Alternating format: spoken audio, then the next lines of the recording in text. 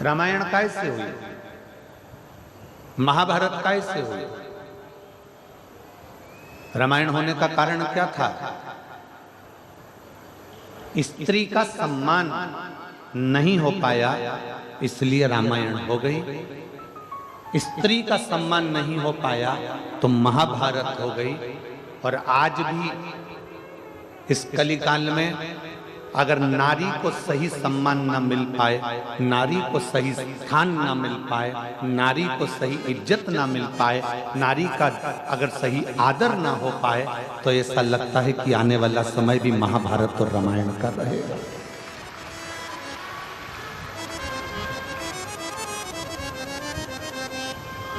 रामायण होने का कारण क्या था? माता सीता को सम्मान नहीं मिला, एक स्त्री को सम्मान नहीं मिला, एक स्त्री को आदर नहीं मिला। महाभारत होने का कारण क्या था? द्रौपदी को सम्मान नहीं मिल पाया, एक स्त्री का आदर नहीं हो पाया, एक स्त्री का सम्मान नहीं हो पाया, एक स्त्री का सत्कार नहीं हो पाया।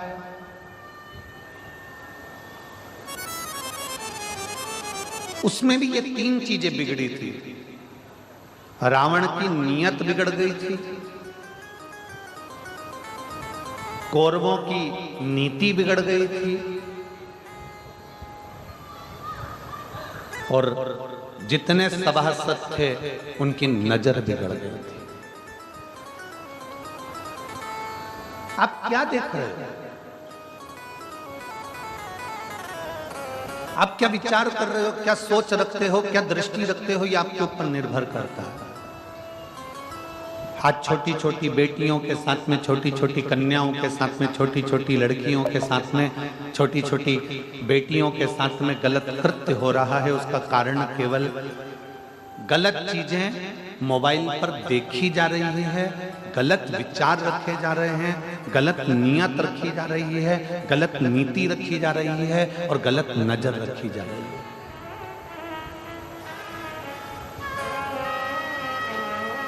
गलत नीति से, गलत नियत से, गलत नजर से ये बेटियों के साथ में हो रहा है।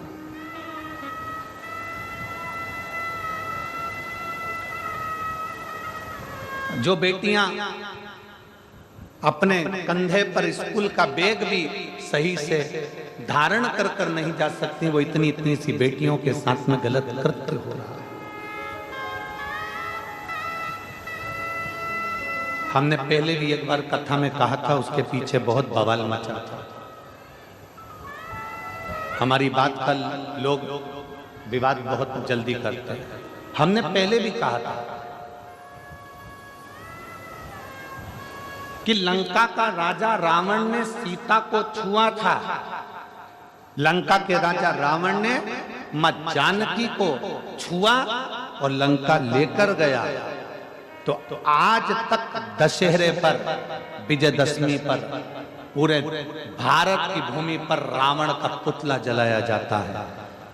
इस व्यासपीठ के माध्यम से मेरा इतना सा निवेदन है कि अब रावण को छोड़ो, और जिस मोहल्ले में, जिस नगर में, जिस गांव में, जिस शहर में, जिस क्षेत्र में छोटी बेटियों के साथ गलत कृत्य हो रहा है, उनको लाकर चौराहे पर जला दिया है।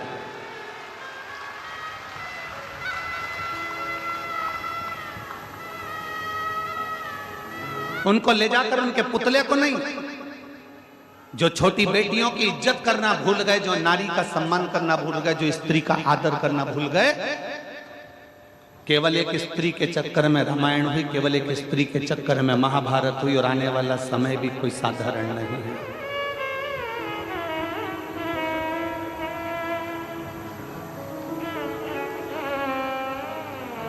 अपनी बेटी की रक्षा, अपने घर की स्त्री की रक्षा अपने को स्वयं करना, स्वयं, कोई दूसरा नहीं करेगा।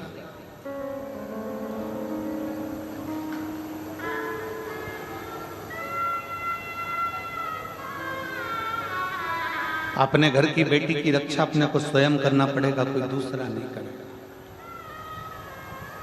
बेटी को अगर कॉलेज पढ़ने भेज रहे हो, बेटी को अगर स्कूल पढ़ने भेज रहे हो, तो निवेदन है अपने घर की बेटी को तलवार सिखाने भी जरूर भेजिए, एक भाला सिखाने भी जरूर भेजिए, डंडे चलाना भी जरूर भेजिए, कराटे चलाना भी जरूर भेजिए। उस बेटी को आत्मबल दीजिए।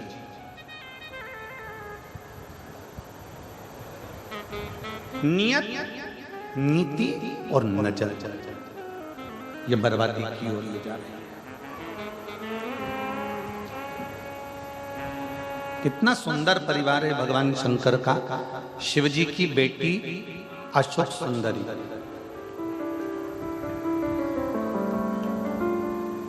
इतनी सुंदर थी अशोक सुंदरी कि उनकी सुंदरता का वर्णन कई शास्त्रों में मिल जाता है। अशोक सुंदरी बहुत सुंदर है, बहुत सुंदर।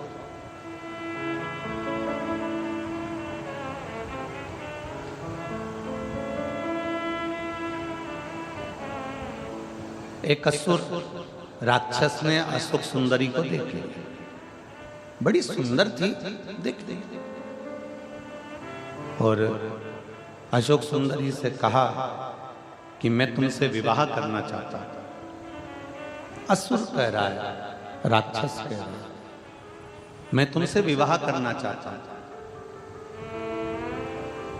अशोक सुंदरी ने हाथ जोड़कर उस असुर से कहा कि देखो, मैं अपने माता पिता के बिना किसी अन्य वर को, अन्य पुरुष को, अन्य व्यक्ति को मैं देख नहीं सकता।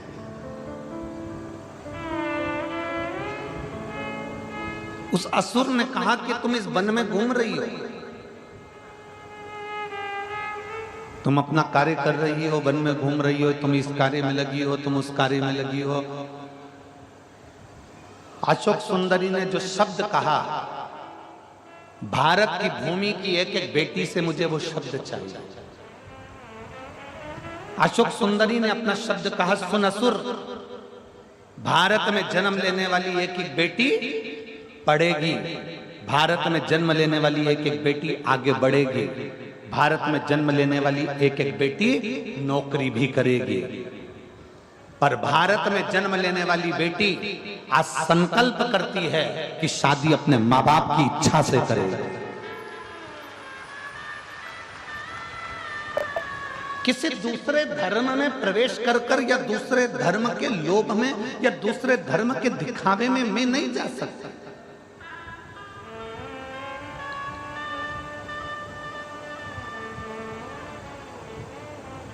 मैं दूसरे धर्म के दिखावे में नहीं जाऊंगी, मैं दूसरे धर्म के लोभ में नहीं जाऊंगी, मैं दूसरे धर्म के चक्कर में इधर उधर भ्रमण करने के लिए नहीं जाऊंगी, मैं दूसरे धर्म में प्रवेश नहीं करूंगी।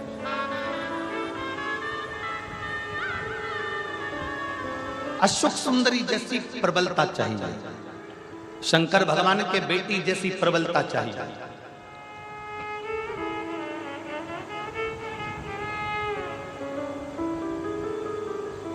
भगवान शिव जैसा बल चाहिए, मां पार्वती जैसा बल चाहिए। और जब बल अपने भीतर बढ़ता है ना, तो दुनिया के लोग कांपते हैं।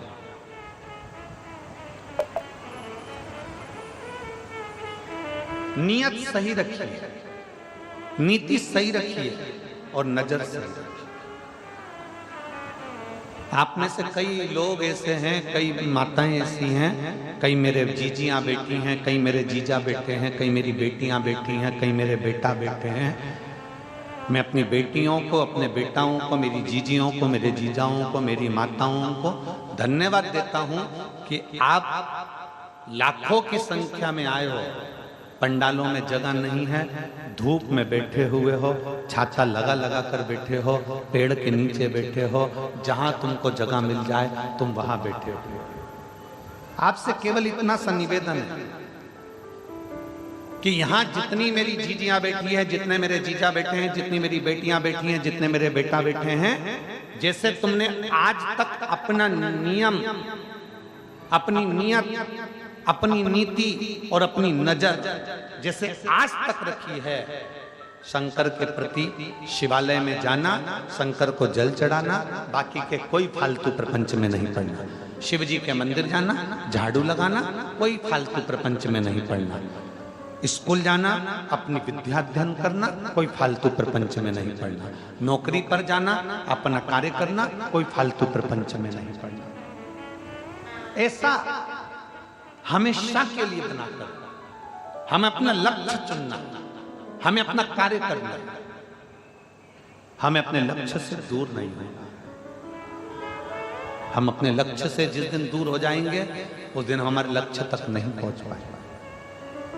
यहाँ जितने बेटे बैठे हैं ना और जितनी बेटियां बैठी हैं, उनसे निवेदन करूंगा, अपनी मेहनत को इतना बढ़ा लो, अपने कर्म को इतना बढ़ा लो, जिस विद्याध्ययन को कर रहे हो उसको चोग ना बढ़ा लो, इतना पढ़ो कि तुमने जो सोचा है और तुम्हारे माँ बाप ने जो सोचा है उनका स्वप्न पूरा हो जाए।